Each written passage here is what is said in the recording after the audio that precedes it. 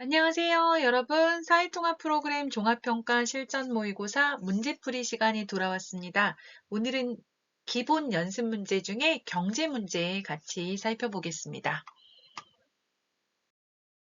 자, 1번 한국 경제가 빠르게 성장할 수 있었던 요인에 해당하지 않는 것은 1. 풍부한 노동력, 2. 뜨거운 교육열, 3. 풍부한 자본과 기술, 4. 경제 위기를 극복하겠다는 의지.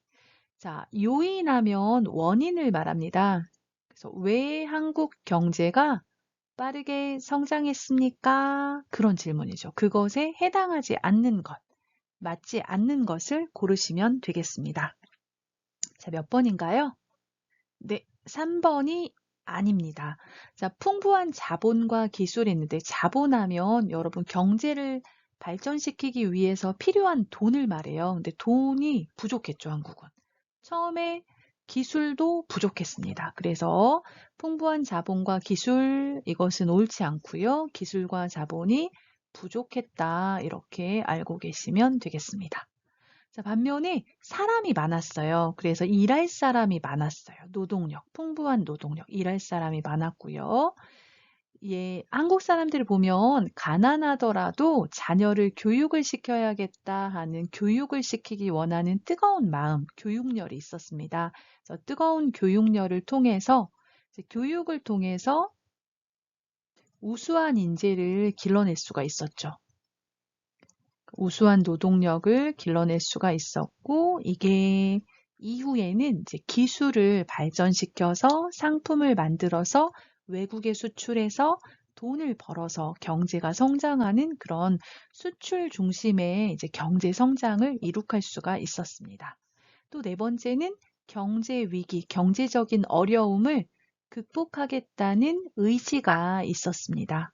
그러니까 극복하다는 이겨내다라는 의미잖아요. 그래서 경제적으로 어렵지만 이 어려운 경제를 이길 수 있다, 노력하면 할 수 있다라는 이런 의지가 있었습니다. 그래서 한국 경제가 빠르게 성장할 수 있었던 요인은 풍부한 노동력, 뜨거운 교육열, 경제 위기를 극복하겠다는 의지 이 세 가지고요. 해당하지 않는 것은 3번 풍부한 자본과 기술이 옳지 않은 답입니다. 자, 2번 1980년대 한국의 대표적인 수출 품목은 1. 가발, 2. 자동차, 3. 반도체, 4. 휴대폰. 자, 1980년대 대표적인 수출을 했던 물건, 품목은 무엇일까요? 네, 답은 2번 자동차입니다. 그럼 연도별로 한번 살펴볼게요. 1950년에서 60년대에는 옷, 신발, 가방, 가발 이런 것들을 주로 수출을 했습니다.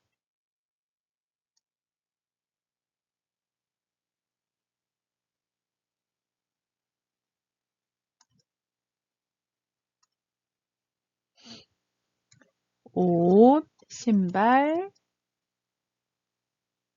가방, 가발. 우리가 보통 경공업이라고 부르는 거죠. 그리고 1970년대에는 기계, 배, 철강 등이 있었습니다. 수출을 했습니다.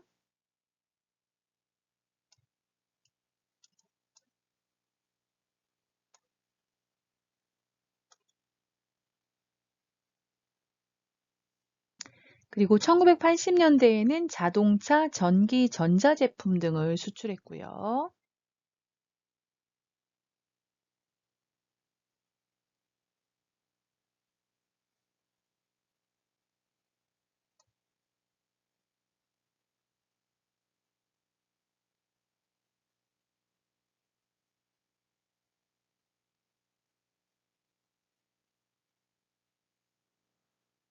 그리고 1990년대부터 2010년대까지는 반도체, 휴대폰, 신소재, 첨단 산업이죠. 그것에 문화 콘텐츠나 의료 서비스 같은 것들도 수출을 하고 있습니다.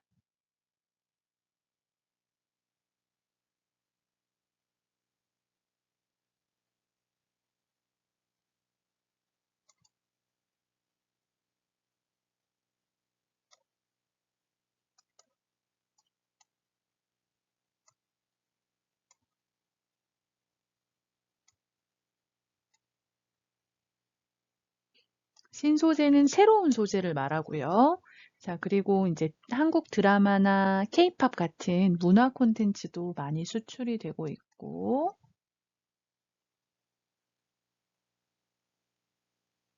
그리고 한국의 의료 시설이 좋잖아요. 그래서 의료 서비스도 수출이 많이 되고 있다고 합니다. 그래서 이렇게 보시면 가발은 1950년에서 1960년대고요. 반도체 휴대폰은 1990년에서 2010년대.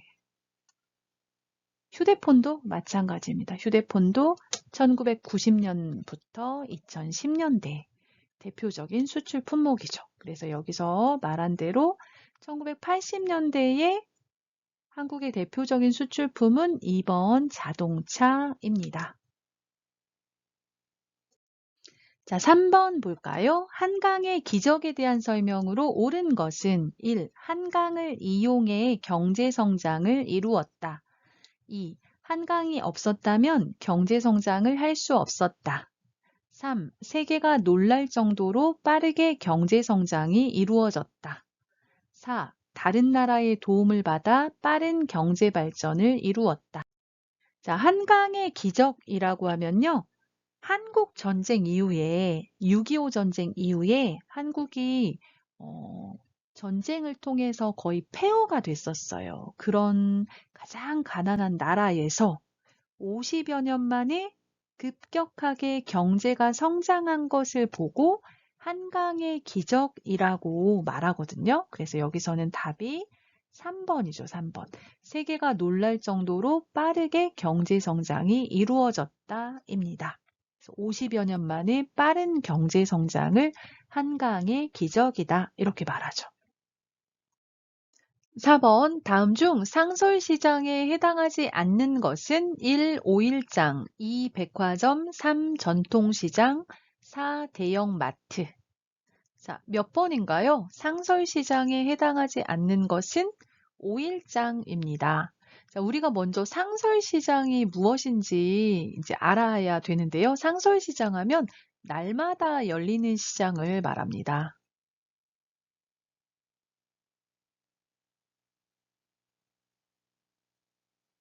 여기서 말하는 시장은 물건을 사고 팔 수 있는 모든 곳을 시장이라고 하는데요. 시장하면 상설시장과 정기시장으로 나눌 수가 있습니다.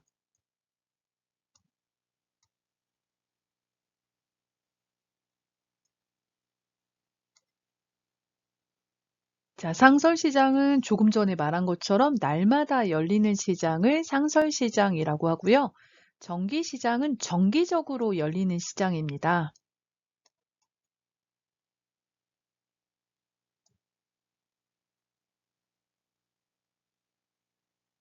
상설시장 같은 경우는 매일 열리는 거죠. 매일 열리는 시장이어서 우리가 보통 이용하는 시장이 이제 상설시장에 해당이 돼요. 예를 들면 여러분 집 근처에 있는 전통시장 있어요. 매일 열리죠. 그래서 전통시장, 대형마트, 백화점, 슈퍼마켓, 편의점 이런 것들이 모두 상설시장에 해당이 됩니다. 그래서 백화점, 전통시장, 대형마트, 상설시장입니다. 여기에다가 편의점도 매일 열리죠. 편의점. 그리고 슈퍼마켓도 매일 열리잖아요. 그래서 이런 것들을 상설시장이라고 합니다. 자, 정기시장은 정기적으로 열린다고 했어요. 그래서 정기시장에는 3일장과 5일장이 있습니다. 3일에 한 번 열려요. 3일장. 5일에 한 번 열려요. 5일장인데요. 우리가 도시에서는 보기가 어렵고요. 여러분 지방에 내려가시면 시골에 가시면 이제 아직도 정기시장이 남아있는 경우가 있습니다. 그래서 정기시장에서는 그 지역의 특산품이나 또는 상인이 직접 키운 농산물을 가지고 나와서 사고 파는 그런 시장을 말합니다. 그래서 지방에 가시면 한번 들려보시면 좋을 것 같습니다. 그래서 상설시장에 해당하지 않는 것은 5일장이고요. 5일장은 정기시장입니다. 자, 5번. 한국에서 화폐를 발행하는 은행은 화폐, 돈을 말하죠. 돈. 화폐. 한국의 돈을 얘기하고요. 발행하다, 이거 만들다 그런 얘기죠. 자, 한국에서 한국 돈을 만들어서 이렇게 사람들에게 다른 은행에 공급하는 은행은 어디일까요? 네, 한국은행입니다. 맞습니다. 한국은행입니다. 자, 여기서 한 가지 또 기억하고 가야 되는 게 은행의 종류가 있습니다. 은행은 시중은행과 지방은행으로 나뉩니다. 자, 여기서 보는 국민은행, 우리은행, 농협은행은 시중은행입니다.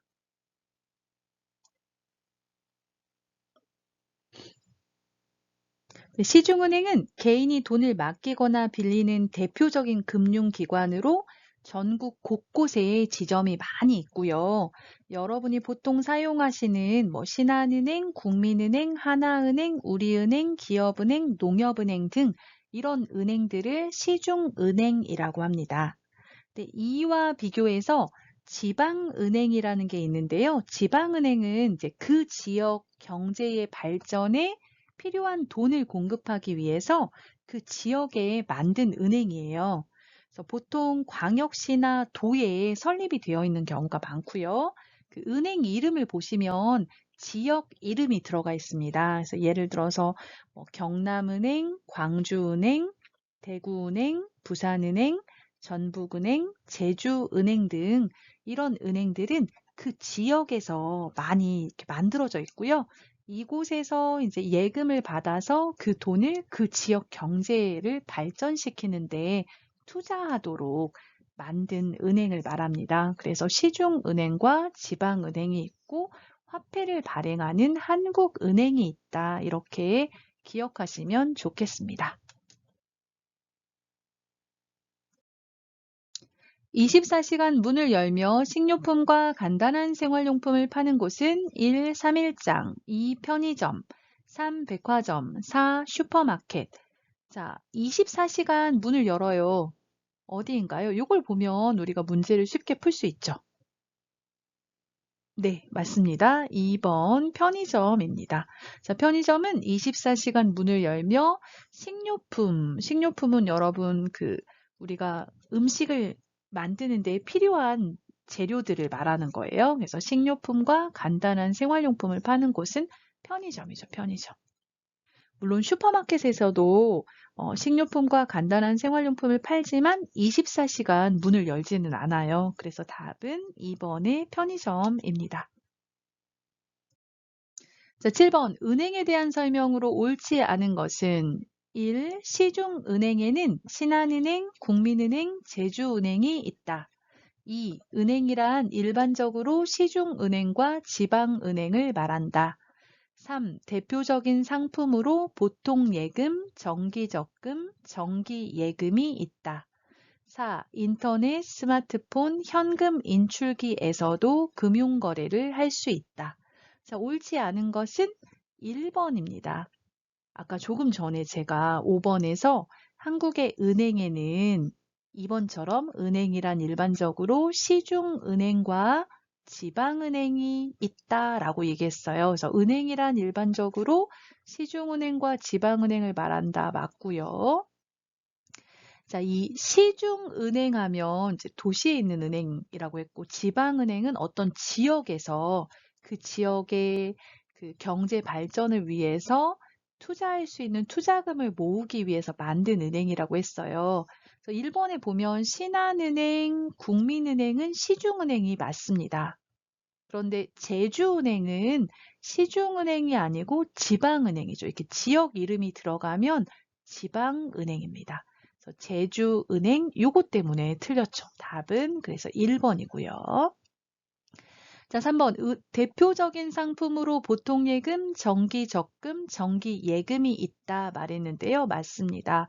그 은행의 이제 대표적인 상품인데요. 보통 예금은 여러분이 가지고 있는 통장을 생각하시면 되겠습니다. 그래서 입금과 출금을 자유롭게 할 수 있어요. 보통 예금입니다.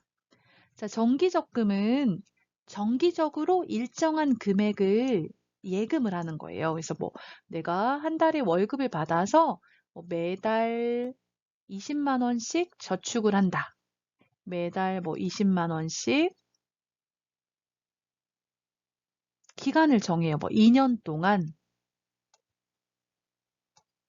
저축을 하기로 기간을 정하고 저축을 해요. 그래서 20만 원, 20만 원, 20만 원, 20만 원, 20만 원 매달 20만 원씩 저축을 해요. 이걸 정기적금이라고 합니다. 자, 정기예금은 기간을 정하고 한 번에 큰 금액을 저축을 하는 거예요. 예를 들어서 내가 500만 원이 있어요. 그런데 나는 2년 동안 500만 원을 쓸 계획이 없고 특별히 쓸 곳이 없어요. 그래서 이걸 은행에 뭐 2년 동안 약속을 하고 500만 원을 한 번 저축을 해요. 그리고 2년 후에 다시 찾아요. 돌려받아요. 2년이 지난 후에. 이렇게 처음에 500만 원을 저축하고 2년 동안 그대로 뒀다가 마지막에 500만 원과 그리고 이자를 받는 거죠. 이렇게 하는 것을 정기예금이라고 합니다. 그래서 정기적금, 정기예금, 보통예금이 있습니다. 맞죠? 자, 그 다음 4번. 인터넷, 스마트폰, 현금, 인출기에서도 금융거래를 할 수 있다. 여러분 컴퓨터에서 인터넷으로 할 수 있고 핸드폰에서도 할 수 있죠. 폰뱅킹 할 수 있고 ATM 기기에 가서 돈을 찾을 수 있어요. 현금 인출기에서도 금융거래를 할 수 있습니다. 맞죠? 그래서 옳지 않은 것은 1번이 되겠습니다. 자, 8번. 최근 스마트폰 사용 증가와 함께 사용이 늘고 있는 결제 수단은 1. 수표, 2. 신용카드, 3. 체크카드, 4. 모바일 간편 결제. 그 스마트폰 사용이 활성화되면서 이제 모바일 간편 결제를 이용하는 사람들이 늘고 있습니다. 모바일 간편 결제는 플라스틱 카드가 없어도 어떻게 해요? 핸드폰으로 온라인, 오프라인에서 핸드폰으로, 스마트폰으로 결제를 할 수 있는 서비스로 뭐 주로 땡땡페이 이렇게 말하죠. 그래서 그 회사 이름을 넣어서 땡땡페이라고 말해서 핸드폰을 가져다 대고 결제를 할 수 있는 걸 말하죠. 그래서 모바일 간편 결제라고 합니다. 그래서 8번의 답은 4번입니다.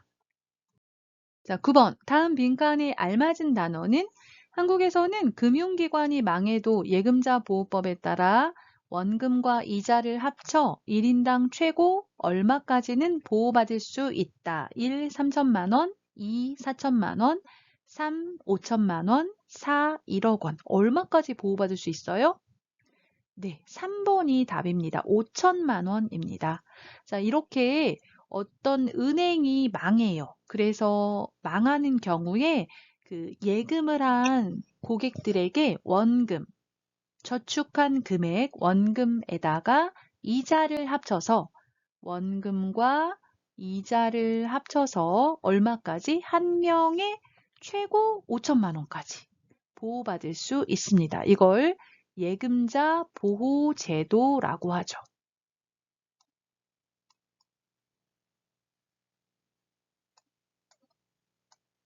이 제도를 왜 시행을 하냐면요. 믿고 금융기관에 돈을 맡길 수 있도록 하기 위해서 만들어 놓은 제도입니다. 자, 10번 보겠습니다. 일정한 금액을 정기적으로 입금하고 만기일에 원금과 이자를 한꺼번에 받는 상품은 1. 증권, 2. 정기예금, 3. 정기적금, 4. 보통예금. 자, 몇 번인가요? 3번입니다. 3번. 자, 일정한 금액을 정기적으로 하면 한 달에 한 번씩 뭐 이런 같은 정해진 날에 입금을 하는 거예요. 정기적으로 입금하고 그러니까 한 달에 한 번씩 정해진 일정한 금액을 입금을 하고 만기일 이 계약이 끝나는 날, 만기일에 원금 내가 저축한 돈에다가 은행에서 주기로 약속한 돈, 이자를 한꺼번에 받는 상품을 정기적금이라고 합니다. 자, 증권은 증권회사에서 계좌를 만들면 이제 주식이나 채권에 투자할 수 있는데요. 네, 증권회사에서 하는 거죠.